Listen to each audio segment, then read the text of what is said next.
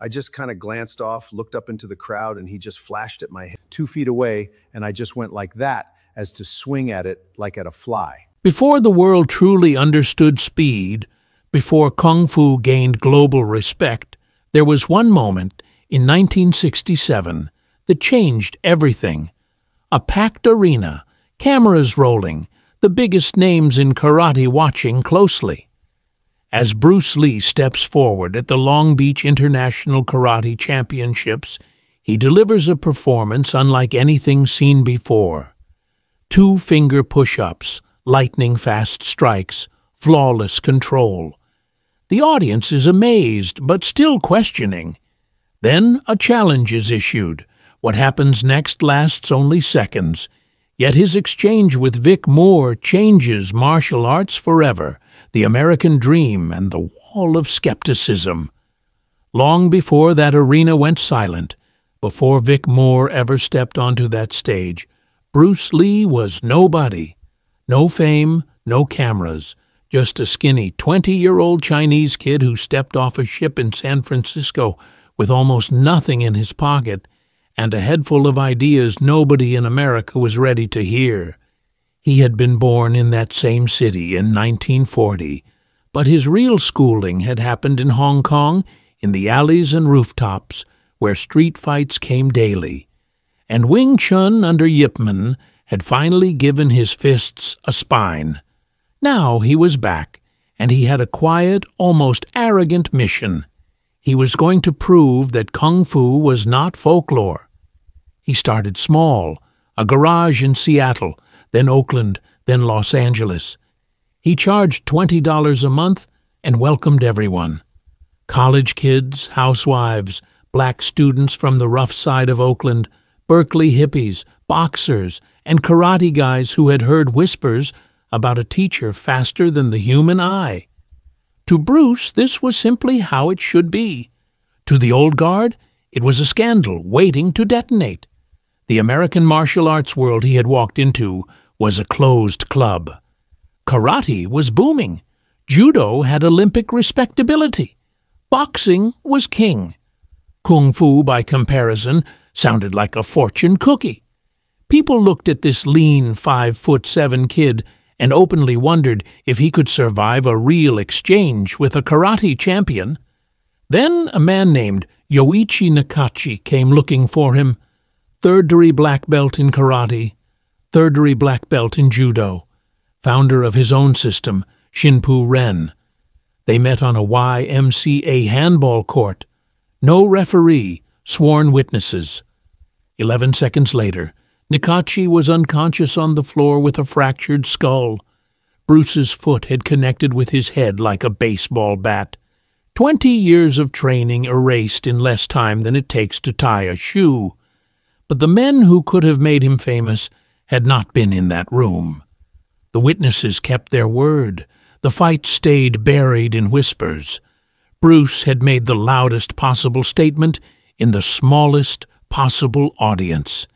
He was going to have to do it again, bigger and louder. The Chinatown ultimatum and the fight that broke him. The man at the door of the Oakland school in 1964 was wearing traditional Kung Fu robes, and he was not smiling. His name was Wong Jackman. In his hand was a piece of paper signed by the elders of San Francisco's Chinatown. And the paper carried an ultimatum that sounds medieval today, but was deadly serious then. Stop teaching Kung Fu to non-Chinese students immediately, or fight the man they had chosen. There was no third option. Bruce read it. He laughed. Then he told Wong to start warming up. The unspoken rule for centuries had been that Chinese martial arts belonged to Chinese people. The forms, the secrets, the techniques were family property. Teaching white students was treated as betrayal. Bruce saw it differently. The students paid rent. The rent had to be covered, and a fighter was a fighter regardless of skin. The fight began with both men circling and testing distance. Bruce expected a traditionalist locked into classical lines, the kind of opponent his Wing Chun ate alive at close range. Wong did not give him that fight. Wong backed up. Then he kept backing up. Every time Bruce closed the distance, Wong pivoted and reset. It was not cowardice. It was a strategy.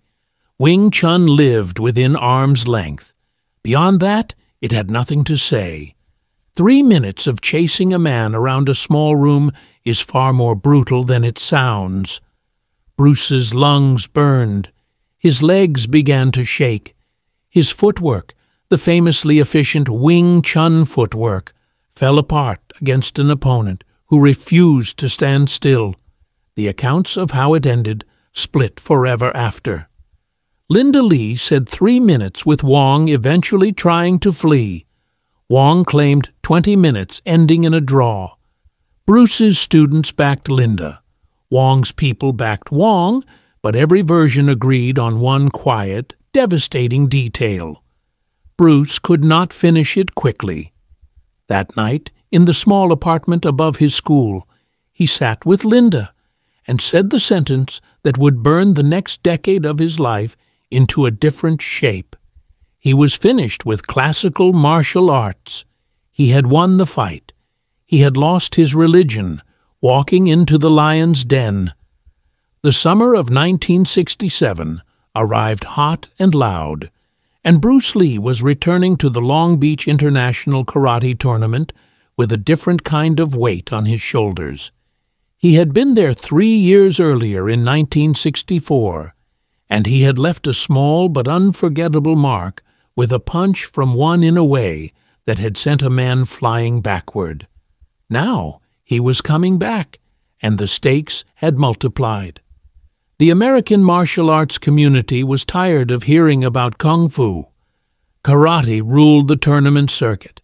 Judo had Olympic legitimacy. Boxing was the king, nobody questioned. Kung fu was still the strange cousin in the corner with the silk uniforms and the philosophical talk. Most serious fighters had quietly decided it was beautiful in the movies and useless in a real exchange. The room he was walking into was packed with the most decorated karate fighters in America. Chuck Norris, already a tournament killer. Mike Stone, whose aggression had broken bigger men. Joe Louis, a future father of American kickboxing. If Bruce stumbled in front of them even slightly, the story would be written that night and never rewritten. He started with 2-finger push-ups. He set himself on the floor in front of the audience, body straight as a plank, and lowered his entire torso onto 2 fingers of one hand. Then he pushed up, then again. The room went quiet, in the particular way rooms go quiet, when seasoned professionals realize they are watching something they have never personally seen done. He was not finished. He called up his student, Taki Kimura, and tied a blindfold over his own eyes. Kimura attacked with real strikes from real angles. Bruce intercepted them. Sometimes he slipped past before they reached him. Sometimes he met them at the joint, redirecting before they could finish their arc. The blindfold did not seem to slow him down at all. What the crowd was watching was the proof of everything Bruce had been arguing for years. Mastery was not memorized form. Mastery was instinct, timing, the ability to read a body as it began to move. Then a figure stepped forward from the far side of the room, a 4-time world karate champion. The room held its breath. The speed challenge that made a world champion look frozen. His name was Vic Moore, 10th degree black belt, a fighter whose record had been built in the toughest arenas on the circuit. If anyone in that tournament was going to expose Bruce Lee as a performer rather than a real fighter, Vic Moore was the one. Bruce explained the rules in a voice so calm it almost sounded bored. He was going to throw a single straight punch toward Moore's face. Moore did not have to block it cleanly. Moore did not have to stop it. Moore just had to touch his hand at any point as it came in, make contact anywhere, anyway. and Bruce would publicly admit defeat right there on the spot. The challenge sounded almost insulting in its simplicity.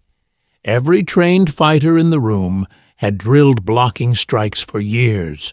Touching a hand as it traveled toward your face was not a fighting feat. It was a reflex. Except this was not about reflex. This was about speed. Bruce settled into his stance. He barely seemed to move. Moore raised his guard, eyes locked, ready. Then there was a blur, and the punch was already there, stopped a hair from Moore's face, and gone again before Moore's brain had finished telling his hand to move. Moore had not flinched. His arm had stayed exactly where it had been a second before. Bruce reset. So did Moore, with full focus this time. Same result. The fist came and went. The world champion was frozen in place, not because he was scared, but because there was no decision to make in the time the punch existed. By the time his nervous system processed the threat was already over. They tried again and again. Every single time Bruce's fist slipped through Moore's defense, as if the defense was not there. The crowd had stopped making noise. Hundreds of trained eyes were locked on a man they could no longer process visually. Years later, Moore told a different version of that day. He claimed he had blocked some punches and even landed strikes of his own. The problem was that no footage supported him. No witness backed him up. The hundreds of fighters in that room, including Norris and Lewis, had all seen the same thing. The world champion had been unable to lay a single finger on Bruce Lee. But speed was only half the story. A man could be the fastest hand in the world and still hit like a child if his strikes had no weight behind them. What came next would crack physics in the other direction. The punch that broke physics. A man named Bob Baker stood on the Long Beach stage with his arms crossed and a smirk on his face. He had volunteered to take whatever Bruce was about to throw at him, and he was openly skeptical. He had seen every fake martial arts trick in the book, and he had not come up there to be impressed. Bruce raised his right hand and placed his fist against Baker's chest with about an inch of space between knuckle and shirt. Then he asked Baker to brace himself. What happened next did not look like a punch. There was almost no movement. A small jolt of the body, a snap of the wrist. Then Baker was airborne, slamming backward into a folding chair that probably saved him from going through the wall. The room went silent. Every fighter in the audience knew the rule. Punches need distance to build power. Bruce had just deleted that rule in front of them. A Stanford biomechanics researcher named Jessica Rose later spent months analyzing the footage. Her calculations kept landing on numbers that should not have been possible. From a single inch of movement, Bruce had generated over 1,500 n-tons of force, enough to crack ribs the way a child snaps breadsticks. The secret was not in his arm. The power started in his back foot, pressed into the floor like he was trying to push the planet itself. The force traveled up through his calf, twisted through his thigh, accelerated through his hip rotation, snapped through his core, channeled through his shoulder, and exploded into his fist. Then his wrist cracked at the last instant like the tail of a whip. He had spent 15 years learning to fire that sequence with millisecond precision. Most martial artists generate only about 30% of their potential power because their muscle groups work against each other. Bruce had unlocked the other 70. He flipped the boxing convention by making his lead hand the weapon fast, accurate, devastating. He treated the strike like a fencer's thrust, sharp and direct. Hundreds of fighters have studied that footage since 1964. They have copied the stance, drilled the rotation, and practiced the weight transfer for years. Some manage to push a man back a few feet. Nobody in 60 years of trying has matched the original. Too fast for cameras, too lethal for stunt doubles. William Bowden had directed over 300 films by the time he showed up on the Green Hornet set in 1966. He had worked through the silent era, the talkies, every technical evolution Hollywood had ever produced. Nothing had prepared him for what came back from the lab the day Bruce Lee threw his first punch on camera. The footage looked broken. Bruce stood still in one frame. Next frame, the stuntman was already flying backward. There was no movement between those 2 points. The camera department spent hours checking equipment, convinced something had malfunctioned. The equipment was fine. Film had been running at 24 frames per second since the 1920s, and Bruce's punches were finishing their entire arc in less than 1/124th of a second. He was literally moving between the frames, invisible to a technology built specifically to capture human motion. Specialized equipment finally measured one of his punches at 5/100ths of a second from start to impact. Your brain takes longer than that just to process that you have seen something move. The producers had to ask the most skilled martial artist in America to deliberately move at half speed for the cameras. Bruce had spent 15 years training to be faster. Now they wanted him slower. The famous coin trick became his favorite party demonstration. He would place a dime in someone's open palm 3 feet away and tell them to close their hand the instant they saw him move. They would nod confident. He would twitch. Their hand would snap shut around the coin. Then they would open it and find a penny inside. The dime was already in Bruce's hand. He had crossed 3 feet, opened their palm, swapped the coins, and returned to his original spot before their brain registered movement. In one training session, he told a student to block a light tap. The student dislocated his own shoulder, not from the impact, but from his body, trying to react to something moving faster than his nervous system could process. When Bruce finally made his own films, he solved the camera problem by shooting fight scenes at 32 frames per second and playing them back at 24. That 8-frame difference made his motion just visible enough to follow while preserving the inhuman quality of it. That trick is why Enter the Dragon's fight scenes still look unlike anything that came before. Stuntmen on those films later admitted that Bruce had to consciously hold himself back during takes because hitting them at his actual speed would have broken them. The garage where he reinvented combat. The garage looked like a library had crashed into a gym at full speed. Stacks of books climbed the walls. Anatomy textbooks sat next to Buddhist philosophy. Bodybuilding magazines piled on top of old combat manuals. By 1965, Bruce owned over 2,500 books, and most of them had pencil notes scribbled in the margins. He was not training anymore. He was studying combat the way a scientist studies a virus. 2 men quietly reshaped his thinking. James Yim Lee, an Oakland welder who had been lifting weights since the 1940s, back when most martial artists believed lifting would slow you down, and Alan Joe, the first Chinese-American bodybuilding champion. Bruce showed up at dawn, peppering them with questions while they bench-pressed. The answer they helped him find changed everything. Traditional fighters trained in techniques. They drilled the same punch 10,000 times until it looked perfect in a mirror. Bruce realized that was the wrong question. The real question was what made a punch deadly in the first place.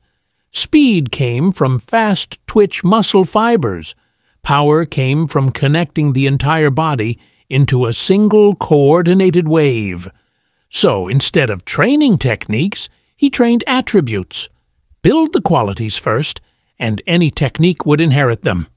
The week became a machine. Monday, weights, never more than 8 reps. Tuesday, running.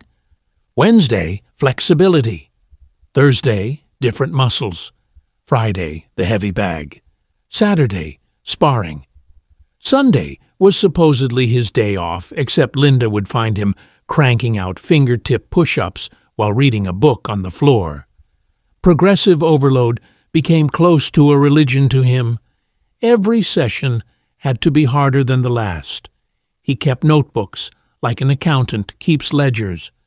By 1967, he had compressed his workouts into 30-minute sessions, so concentrated that visitors said watching him train was more exhausting than working out themselves. He carried spring-loaded grippers everywhere, bending bottle caps off with his thumb mid-sentence. He studied fighting like an engineer studies a bridge. Wing Chun's rigid stances went into the trash. The boxer's footwork came in to replace them. The fencer's straight thrust came in next. The body had been forged. Now he needed to burn the philosophy that had built it. The day he burned his belts and built a new religion. One afternoon in 1967, Bruce walked into his school carrying a cardboard box. Inside, it were almost 20 years of his life. Certificates from Hong Kong, belts, diplomas signed by masters who had taught him as a kid. The students filed in for class and watched him set the box on the floor calmly, the way a man sets down groceries. Then he dumped the entire thing into a metal trash can and set it on fire. The room went silent. Belts curled in the heat. The paper turned black. When he finally spoke, all he said was, "No more classical mess." He had a name for what was rising out of the ashes. He called it Jeet Kunadu. The translation was the way of the intercepting fist. The whole philosophy lived in those 3 words. Most fighters wait for an attack and then react. They block, parry, retreat, and counter. Bruce thought that was already too late. The only winning move was to intercept the attack before it had finished launching. Catch the punch the moment the shoulder dipped to throw it. 3 principles replaced the 10,000 techniques he had set on fire. Simplicity, doing in one motion what others did in 2. Directness, taking the shortest line between the fist and the target. Freedom, becoming water that could crash like a wave or flow around an obstacle depending on what the moment demanded. The mandate at the heart of it all became a tattoo on a generation of fighters. Absorb what is useful, discard what is not, add what is uniquely your own. He kept Wing Chun's chain punches. He took boxing's footwork and rhythm. He took the fencer's straight thrust. He took judo's leverage and control. He stitched the parts together into something new. But Jeet Kune Do was never just a way to hit harder. He told his students again and again that the man across from you was rarely the real opponent. The real opponent was your own doubt, your own fear, your own loyalty to a single rigid idea. Then came the line that would outlive him by a century. Be like water, flow when you must, crash when you must, never cling to form. The old masters heard it and recoiled. They sent their best students to test him. Each one left bruised and confused. His own students were winning street fights within 6 months. The system worked. Now he had to prove it in front of cameras and champions. The iron body forged in sand, gravel, and steel. Bruce Lee could hold his entire body weight on 2 fingers while having a relaxed conversation about Taoism, not for a quick photograph. He would crank out 200 fingertip push-ups in a row, explaining the difference between classical and modern training to whoever was in the room. Each finger carried around 40 pounds of dynamic weight per rep. His breathing stayed even. This was his warm-up. The road to those fingers had started in his backyard with a bucket of sand. Every morning at 5, Bruce drove his fingertips into the bucket 500 times. After 6 months, when sand felt like nothing, he switched to gravel. The sharp edges tore his skin daily. He finished sessions with blood mixed into the stones. Most people would have ended up with permanent nerve damage. Bruce instead developed fingertips that could feel a heartbeat through clothing while being hard enough to shatter wood. Then came the steel ball bearings, small, heavy, and nearly impossible to strike correctly because they rolled away the moment a finger landed off-center. 500 strikes every morning before breakfast. When doctors examined him later, they found bone density literally off their measurement charts. His tendons had thickened into something more like steel cables than human tissue. In 1969, he stood in front of a crowd holding a 1-inch thick oak board. No wind-up. He simply placed his fingertips against the wood and drove them through it like pushing through paper. The sound was closer to fabric tearing than wood cracking. People assumed the board had been weakened, so Bruce invited them to bring their own.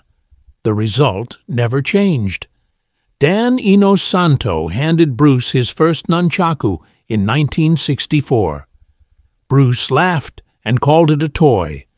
The first time he tried to swing it, he cracked himself in the skull hard enough to draw blood.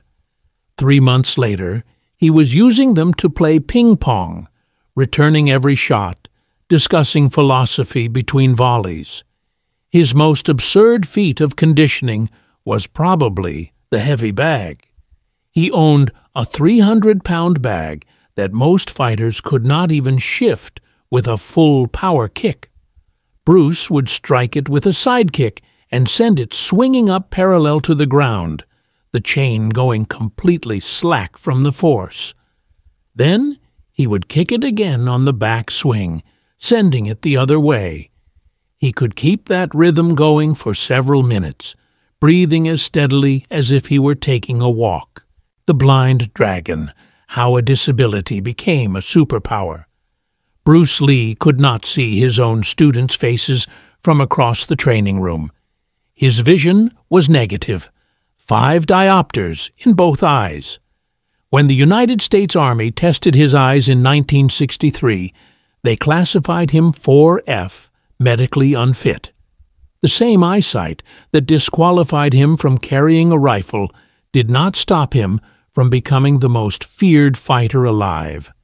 Most people with vision that bad would have walked away from martial arts entirely. Bruce did the opposite.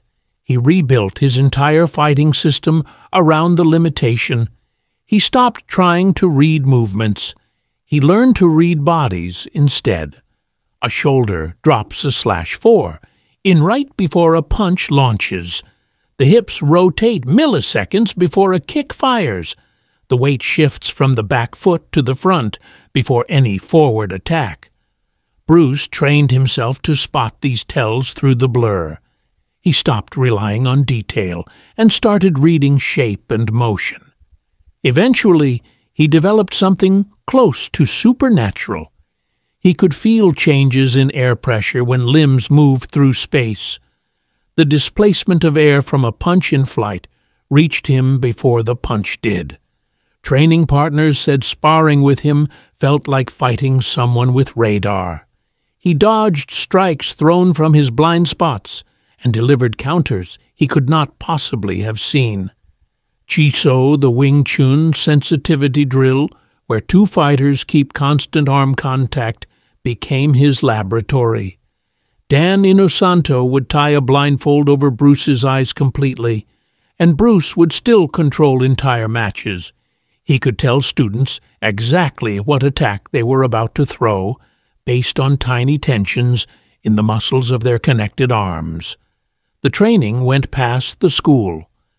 Bruce walked through his own home in complete darkness, practicing forms in rooms where he could not see the walls. He had students attack him at random, with his eyes covered, learning to fight by sound and air movement alone. This was not mystical talk about energy. It was a practical adaptation, repeated until it became reflex. The contact lenses of the 1960s were hard plastic discs that scraped the cornea with every blink.